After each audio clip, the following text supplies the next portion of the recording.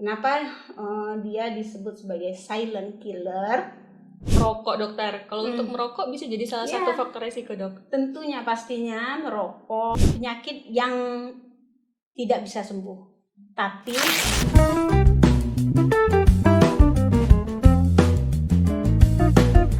Assalamualaikum warahmatullahi wabarakatuh. Halo sahabat Hermina, bertemu lagi dengan saya Dr. Sabrina. Jadi hari ini kita akan ada bincang-bincang sedikit nih dengan narasumber kita tentang materinya hari ini adalah kiat jitu untuk menghadapi hipertensi. Nah, jadi hari ini saya nggak sendiri nih. Hari ini saya didampingi oleh Dr. Sylvia. Dokter sehat, dok? Gimana kabarnya, dokter? sehat, Dr. Sabrina. Jadi mungkin sebelum kita ngobrol-ngobrol, dokter mungkin boleh perkenalkan diri dulu, dok, sedikit biar sahabat Hermina di rumah kenal. Ya, halo sahabat Hermina semua. Perkenalkan, saya Dr. Sylvia Dewi, spesialis penyakit dalam yang sekarang bekerja di Rumah Sakit Hermina Bogor. Oke, jadi nanti dokter Sylvie ini adalah salah satu dokter penyakit dalam yang praktek di kita. Mungkin nanti kalau teman-teman ingin konsultasi atau ingin berkunjung ke dokter Sylvie, nanti jadwal prakteknya kita cantumin di bawah ya. Nah, sekarang kita mulai ngobrol nih. Jadi hari ini pembahasan kita tentang hipertensi, dokter. Seperti yang kita ketahui kan paling sering memang sekarang penyakit kronik itu hipertensi ya, dok ya. Dimana kita kenalnya itu sebagai silent killer dan jarang menimbulkan gejala sehingga kadang suka tidak tertreat dengan baik. Nah, untuk hipertensi ini sendiri, dok, kapan tekanan darah dianggap tinggi, dokter? Ya, sebelumnya saya mau sedikit memberikan informasi kepada sahabat Hermina semua bahwa pada bulan Mei ini kita baru saja merupakan bulan hipertensi, tepatnya ulang tahun hipertensi ya. Pada tanggal 17 Mei khusus untuk tahun 2023 ini kita punya tema yaitu Global Measure Your Blood Pressure Accurately, Control It Life Longer. Nah, jadi memang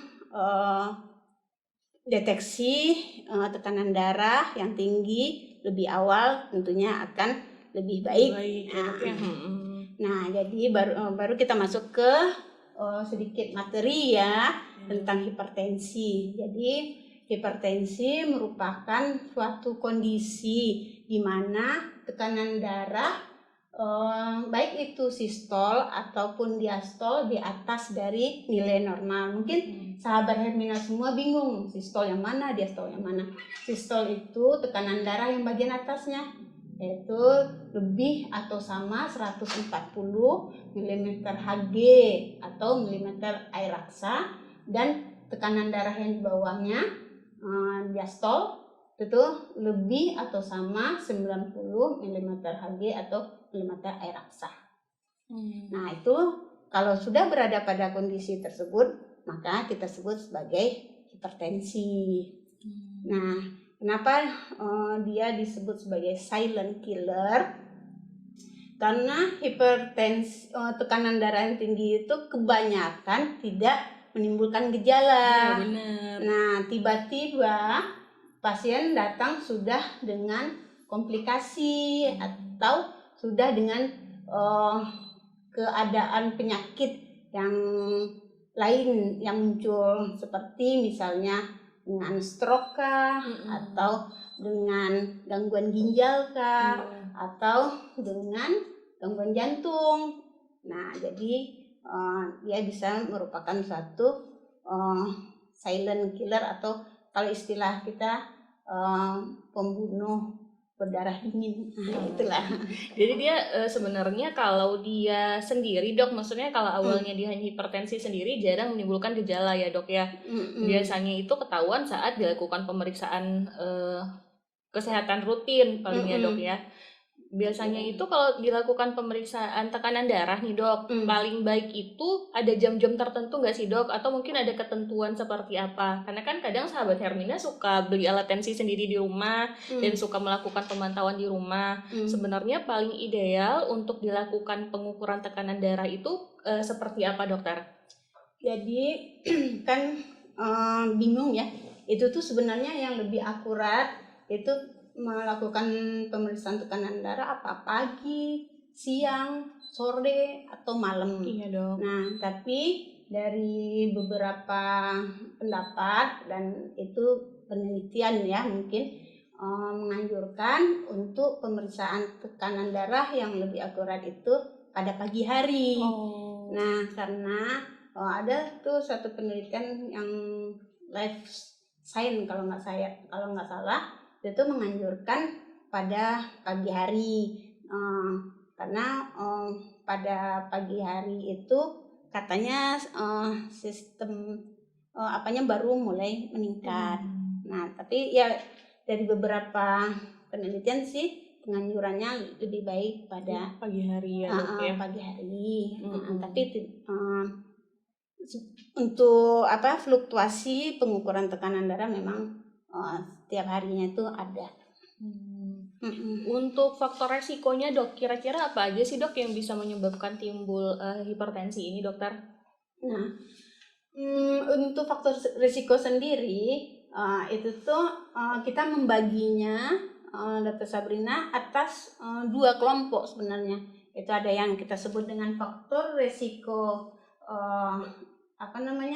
tradisional atau yang masih bisa dimodifikasi yang tidak bisa dimodifikasi, atau yang masih bisa dimodifikasi.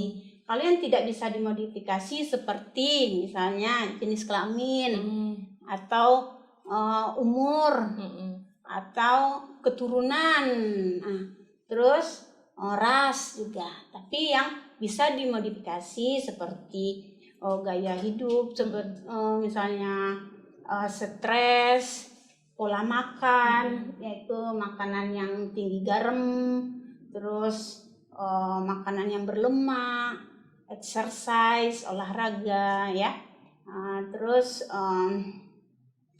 ya itu daily activity dan sebagainya, itu bisa kita modifikasi, atau dislipidemi atau gangguan lemak tubuh itu masih bisa kita atur dengan menjaga diet dan olahraga yang teratur. Itu berkaitan dengan pola hidup, gaya hidup ya dok.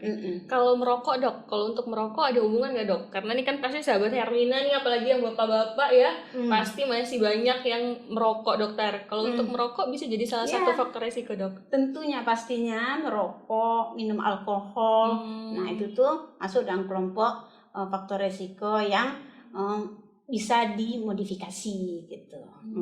Jadi masih ditinggalkan lebih baik untuk salah satu cara kita mencegah terjadinya hipertensi di kemudian hari. Di samping yang paling banyak itu memang keturunan, bukan yang paling banyak ya, faktor risiko yang susah kita modifikasi itu tadi keturunan. Ya. Terus dokter, untuk hipertensi ini kan tadi banyak bisa menimbulkan penyakit-penyakit lain ya dok, bisa berhubungan ke jantung, bisa berhubungan ke ginjal. Nah jadi kalau pada pasien-pasien yang sudah terdiagnosa dengan hipertensi, biasanya kontrol rutinnya itu per berapa bulan sih dok?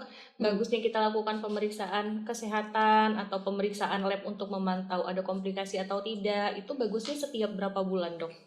Jadi kalau untuk hipertensi kontrol, jadi misalnya nih pasien datang dengan kadar tekanan darah yang tinggi, nah itu tuh kita biasanya minta kontrol kalau terlalu tinggi, kan kita punya derajat-derajat hipertensi, ada yang derajat hipertensi grade 1, grade 2, grade 3 ya, atau hipertensi urgensi, atau hipertensi emergensi misalnya.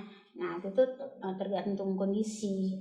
Nah misalnya kalau pasien tidak dirawat, cuma kontrol di poliklinik, kalau dia masuk dalam hipertensi grade 3 atau urgensi, itu biasanya dalam waktu singkat kita suruh kontrol lagi, misalnya 2 minggu kah.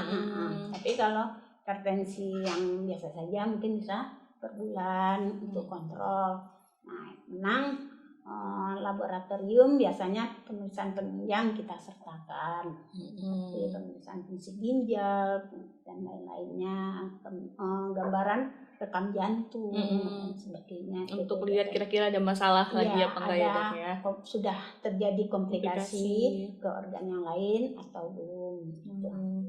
Sama ini dok, yang paling sering pertanyaan dari pasien-pasien dengan hipertensi dokter, apakah obat hipertensi itu harus diminum seumur hidup? Karena rata-rata pasien dok kalau datang itu pasti saya nggak ada keluhan dok, jadi obatnya nggak saya minum, jadi saya minumnya saat ada keluhan. Sebenarnya itu yang benar seperti apa sih dok, biar sahabat Hermina ini bisa lebih aware dok dengan hipertensi ini? Sebelumnya kita harus tahu bahwa hipertensi itu merupakan penyakit yang tidak bisa sembuh, tapi bisa dikontrol menjadi normal bisa, tapi bukan salah satu penyakit yang sembuh gitu. Nah, dengan begitu kita harus mengontrol, baik itu pertama yang paling utama itu tuh kita gaya hidup, merubah gaya hidup ya, merubah gaya hidup baik itu diet, pola makannya, terus baik itu exercise-nya, olahraganya. Kalau itu sudah ini baru dengan obat-obatan. Nah, kalau memang itu tuh banyak yang menanyakan tentang pemberian obat anti hipertensi. Mungkin sahabat Hermina semua juga ada yang sering bertanya juga mungkin ke dokter, obat anti hipertensi apa terus-terusan apa tidak merusak ginjal? Iya dok, benar, itu pertanyaan yang paling sering ya dok ya? Iya, paling sering. Ada kalau menghentikan obat, kalau pasien sudah terkontrol dengan obat anti hipertensi, untuk menghentikan obat mungkin tidak, tapi menurunkan dosis obat mungkin iya. Syaratnya pasien sudah terkontrol juga dengan sudah merubah gaya hidupnya. Yang paling penting itu tuh adalah merubah gaya hidupnya. Nah, takut obat-obat tersebut merusak fungsi ginjal, itu sebenarnya yang lebih merusak adalah hipertensinya ya, dok, kondisi hipertensinya itu sendiri yang akan merusak ke ginjal pada pasien. Jadi sebenarnya kalau nggak kita kontrol dengan obat-obatan, malah resiko kerusakan ginjalnya lebih besar ya dok ya, daripada dengan kita minum obat gitu dok. Iya, berarti yang paling penting adalah rubah gaya hidup, terus diberikan obat-obatan, nanti akan evaluasi. Kalau misalnya memang sudah mulai terkontrol, dosisnya akan diturunkan. Gitu ya dok ya. Kalau untuk dokter sendiri dok, yang paling sering dok pasien-pasien dokter dengan hipertensi paling seringnya itu kenanya sakitnya apa aja sih dok? Komplikasinya paling sering apa aja sih dok? Kalau untuk hipertensi, nah jadi kalau pasiennya datang ke poliklinik misalnya, itu tuh biasanya yang datang murni karena hipertensi saja itu ada memang, itu pada pasien-pasien yang general check up, general medical check up. Nah, itu tuh dia datang dengan kiriman dokter perusahaan kah kalau pasien menderita hipertensi. Nah, kalau setelah kita itu telusuri apakah ini ada ke arah komplikasi yang lain. Nah, kalau yang datang murni biasanya dengan keluhan bisa karena gangguan ke jantung, mungkin hipertensi dengan nyeri dada, chest pain, atau sudah dengan hipertensi gangguan ke otak seperti mungkin sudah mulai lemah atau kesemutan, gejala awal stroke mungkin.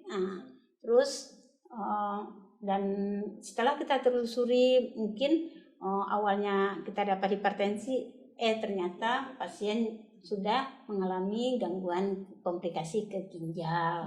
Misalnya kita sebut dengan chronic kidney disease, ya CKD gitu. Jadi gitu teman-teman Hermina. Jadi memang hipertensi ini dia dapat kita kontrol. Kalaupun sudah terdiagnosis, alangkah baiknya kalau yang pertama adalah memperbaiki pola hidup seperti apa tuh? Makan rendah garam ya dok ya, olahraga, kalau merokok ya berarti rokoknya di stop. Sama satu lagi mungkin cukup istirahat ya dok, jangan stres gitu. Dan dilakukan pemeriksaan secara berkala untuk dilihat apakah sudah muncul komplikasi atau tidak. Terima kasih banyak Dokter Silvi atas informasinya. Semoga sahabat-sahabat Hermina lebih aware. Ya, jadi teman-teman nanti kalau sahabat Hermina pengen konsultasi, boleh langsung ke Dokter Silvi. Terima kasih. Terima kasih.